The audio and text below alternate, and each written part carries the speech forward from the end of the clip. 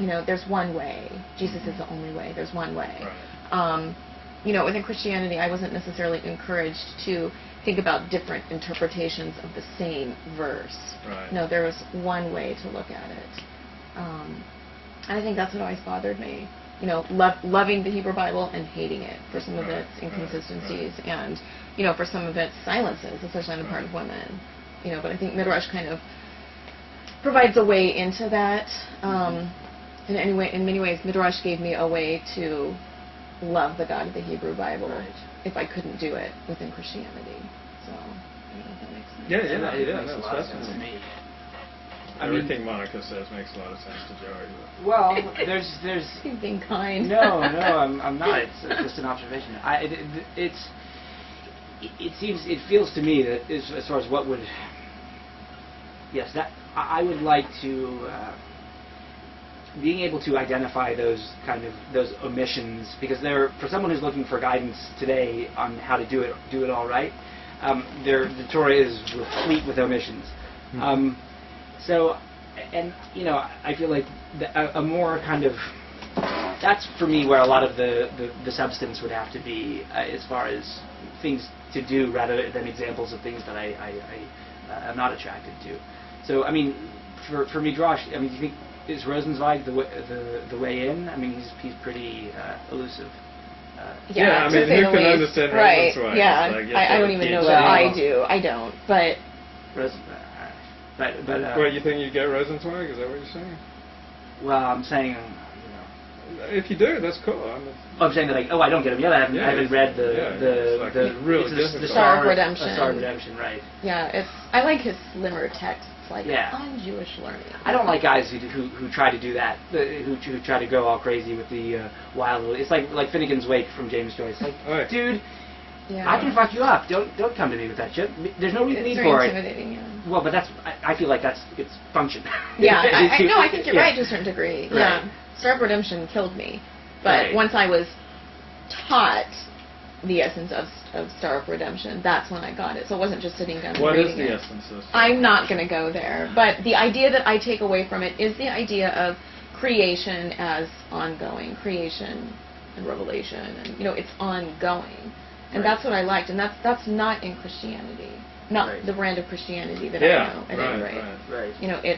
It happened, and that's it. Right.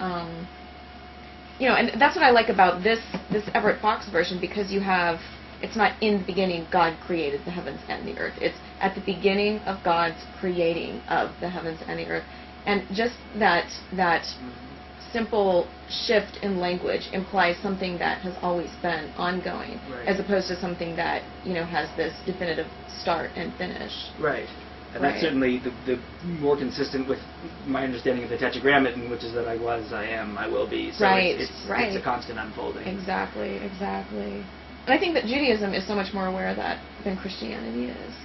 It's okay. We have Jesus now. Everything's done. We know everything. Everything's black and white now. Mm-hmm. And Judaism seems to focus so much more on the grayness that is the Bible.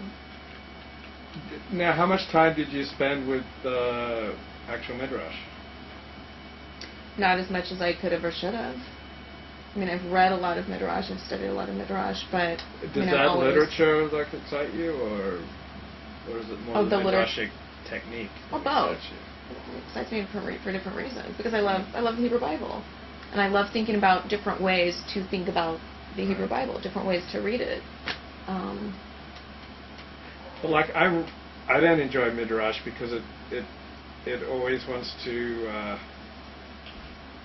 make the good guys really, really good, and it makes Jacob and Isaac really, really good, when in the Torah they're very complex characters. Right, that's true. And then it makes sympathetic characters like Esau.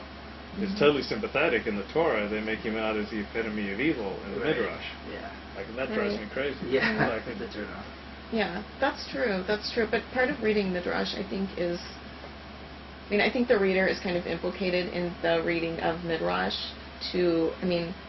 we have to make a decision about what we're reading and whether it's... we're supposed to go back to the source. It's extending it but that doesn't mean it can't be extended the opposite way too, Right. by the way I read it. Right. I don't know. That's just my idea. And you've taught the Bible. So you've taught Midrash, and you've taught Midrash. Yeah, I taught Bible as literature, which is a little bit different than just teaching flat-out Hebrew Bible. And what were the main things you tell your students? Like when they're asked 20 years from now, like, what did Monica teach you? That Abraham is sacrifice happy. That seems to be the thing that they all love, that they come away with at the end of the semester. Yeah. Yeah. But the Torah is full of examples of what not to do. I don't know, I fill them with so much knowledge that it's very hard to take stock of it right now. There's like Pirkei Avot, they say, you know, Rabbi Ishmael was wont to say 3 things upon, you know, the world depends, like Torah study, tzedakah, and prayer.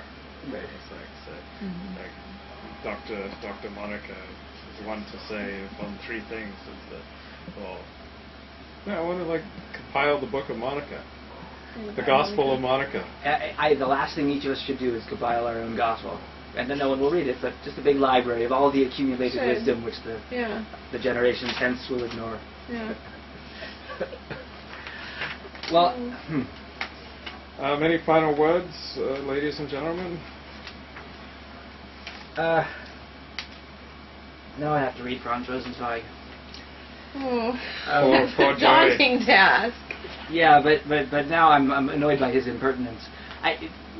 Do you think? I mean, when he writes the Star of Redemption, why did he choose that really kind of dense, elusive, inaccessible? What do you think his motivation for that was? I think it's just the way his mind works. Really? I You don't think he was gratified at degree. writing something that was?